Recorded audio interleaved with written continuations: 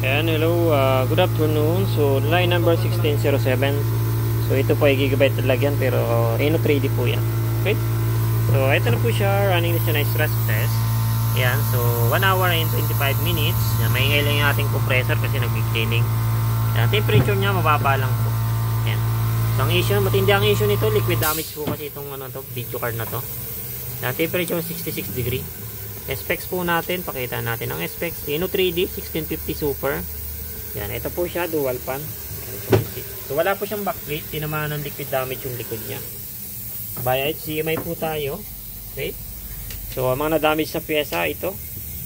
Ayan, so ito po yung damage niya, isang single MOSFET, tapos isang SMD capacitor shorted, tapos isang missing na dalawang resistor. Kaya pumutok ito dahil sa missing resistor doon sa driver. Liquid damage po, matindi po yung tama.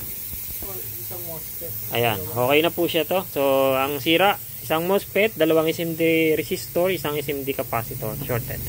Okay, so perfectly working na po ang iyong video card, sir. Ayan, so, upload po natin to para makita mo po yung ating video. So, yan po ang ating update sa video card repair. Ayan, so current lineup po pala natin, mahaba po yan, madami. Ayan, para sa mga sumusubaybay sa video card repair. Ayan. Sa mga nag-a-apply, hiring po kami. Basta mauna lang kayo matatanggap. Okay? So, urgent. So, ito yung ating isang technician.